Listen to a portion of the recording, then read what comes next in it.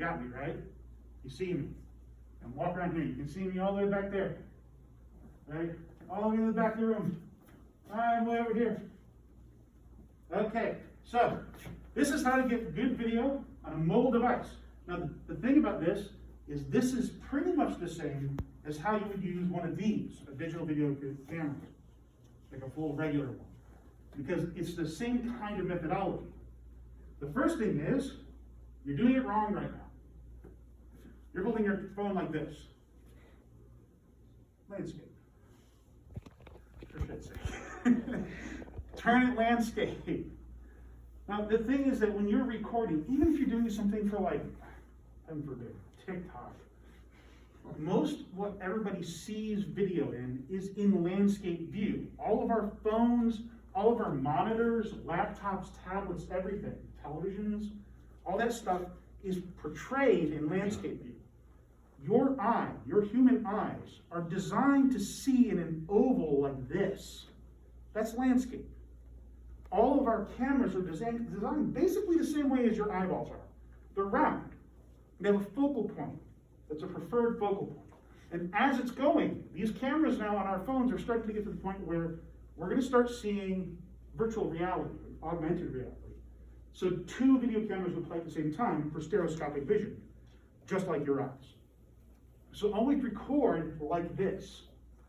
Now some phones, they've started adding in like 2 of them next to each other at the top, which makes, I understand this is easier to hold and this is easier for you to read on, but it's not good for seeing. Like if you have Netflix, Hulu, Amazon Prime, we all do, right? I have several of those accounts and I know so many people who are using my accounts. But this is how they look at stuff. So you should record like that. Also, this gives you the right kind of holding aperture. Right? You're holding it correctly to hold one of these. Because the way that they're designed is that they have a screen and a body. So you're holding it in landscape there too. So that's step 1.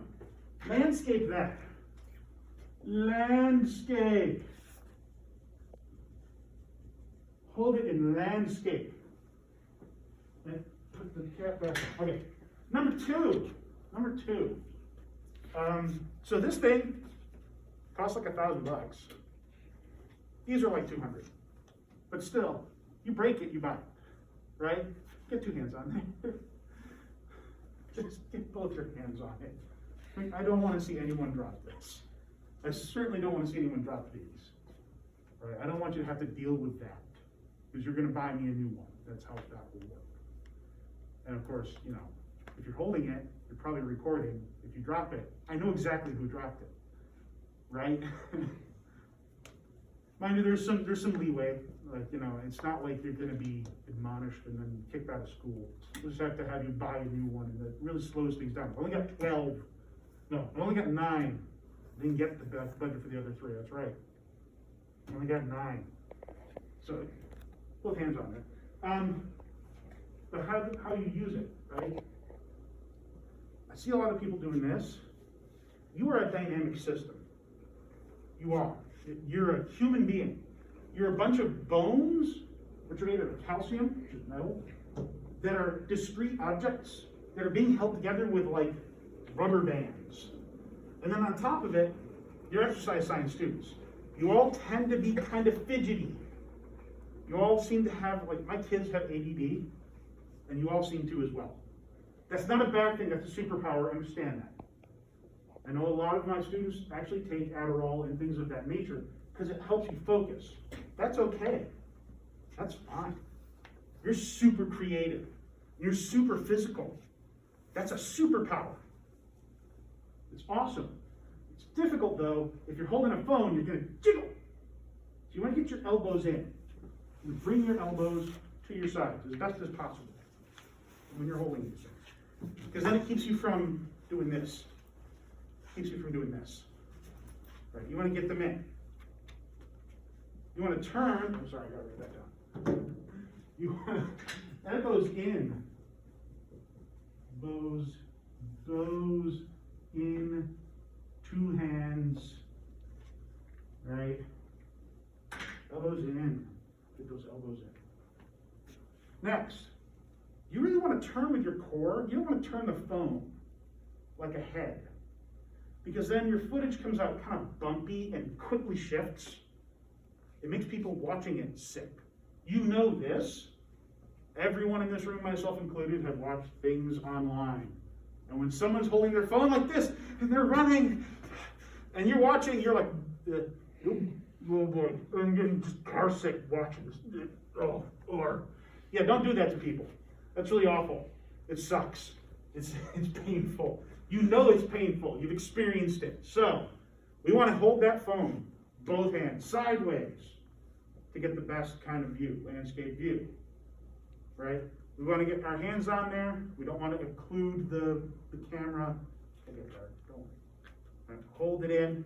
We're going to turn with our core, because you're using long muscles, which gives you that nice, smooth action. Right? We want to use long muscles on that. So we want to turn with our core. You can hold it up here if you need to. It does make you a little more bouncy. I find that about here. So your elbows are kind of touching your ribs on the sides. Seems to be good right here, like this. With these phones and these cameras, that tends to be the right way to do it. Nice turning with a core, right? So then you get that nice smooth effect.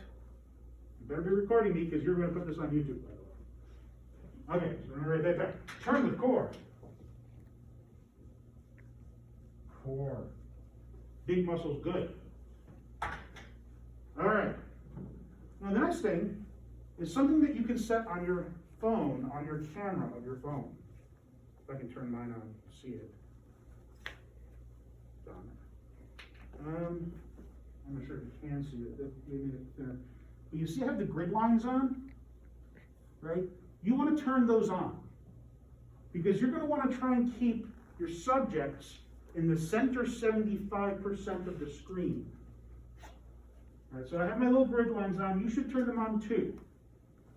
Right? Every single camera phone I have found since like 2003 has these little grid lines on it. Right? They don't show up in the video. They're there for you to help. The purpose of them is so that you can try and keep whoever you're looking at in that middle square bit. This one's set with the 9 squares. There's also 16 squares. The more squares, better. The more grid lines, the better. Because the center 75% of your view is the part that is the most in focus, just like your eyeballs. With your eyes, that center 75%, which is not squared off, it's oval shaped, because your eyeballs are round. But that center 75% is the part that actually sees most accurately, right? At the edges, it starts to warp, and it gets that fisheye lens effect. Now, the software on our phones are getting better and better, taking out that warping effect, but it can never truly be removed just because of physics. The light's coming in at an oblique angle. It's how it's going to go. All right, so we got that. Holding out in your hands in landscape with your elbows in and your 2 hands, and you got to turn with your core, right? You got to turn on those grid lines and keep people in the center 75. I went through these cameras and I turned the grid lines on all of them as well, although they may have reset because it's been like a month since I charged them. Last semester ended. I haven't been back, so I might have to reset that.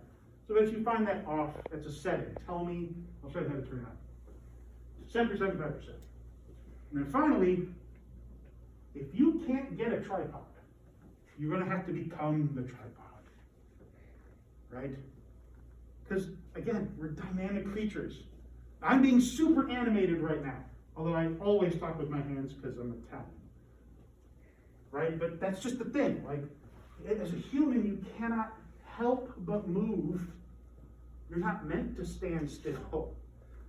So we move a lot, and we are tracking somebody who's moving, right? Chances are you're playing with your dog and you're recording, or your cat, or your friends, or just something crazy that you noticed someplace. That's why you pulled out your phone and started recording it, right? Those things are dynamic. You would record something that doesn't move. You take a photograph of it. escape, pull it, and snap. Probably still better. But still, we need to be able to stabilize our camera. So we want to become the tripod. We want to become the thing that does it. So, there's a couple ways of doing this. One, get up against the wall. Quick, get to the walls. No, really, get to the walls, do it. There's walls here, and there, right here, get to the wall. Now I'm going to get you right here. Right? Get up on these walls. I can even get up against the door like this. That works. Flat, hard. Put some weight into it. Put your foot back.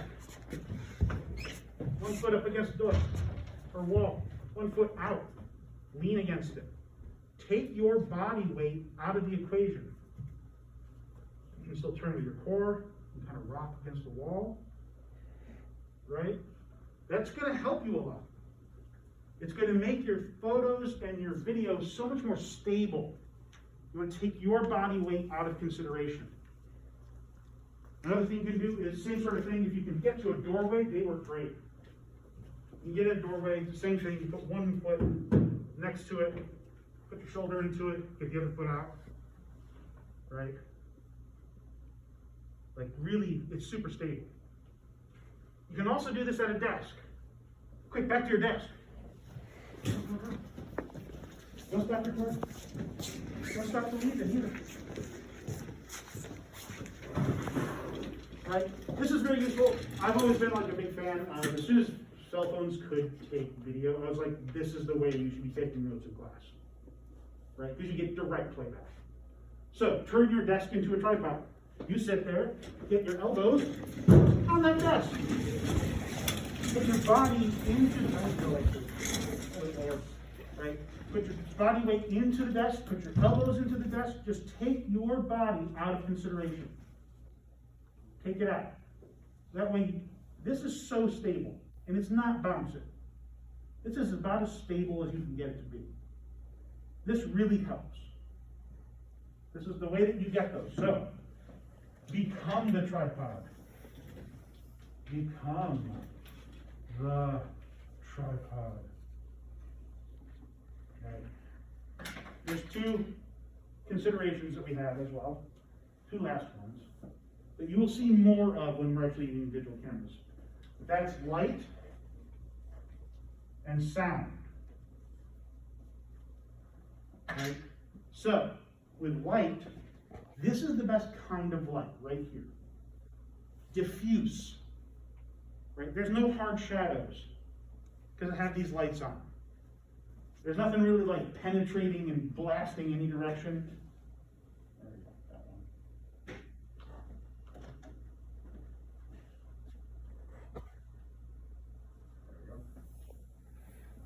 There we go. That's it. Okay, right? That's great. But then sometimes you run into this situation. This is terrible. Right? Directional light, the strong shadows. Make it bigger. Make it bigger. Right? This is awful. And of course, the biggest perpetrator of this, it's the sun.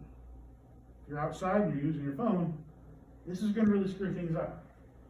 You don't want to be taking video into the sun. It will totally destroy anything you're looking at. It'll absolutely wash out the video and be worthless. You want to be in the situation you're in right now. If you have to, the sun is behind you. It's coming this way at their subjects. That means you need to move around to make that happen sometimes. If you can get diffuse light, that's what you want.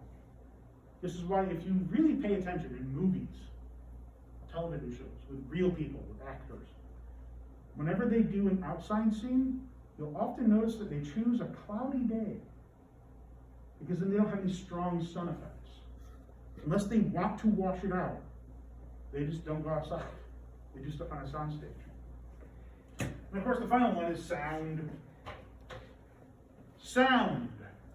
I'm speaking loudly. I'm enunciating through a mask as much as I can. Right? But sound can really destroy stuff. And your phone is kind of designed to hear you more than anything else. I breathe loudly because I'm fat and I have asthma, and that tends to show up on any video that I take. I have kids, so I got a lot of video.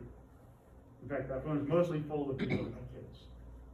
It's gonna happen, right? But if you're using a video device, you are gonna have to be aware of the fact that there's a microphone recording sound.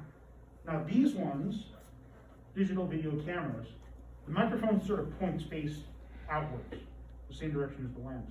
But on your phone, it's just a general microphone, and it's gonna get sound from everywhere.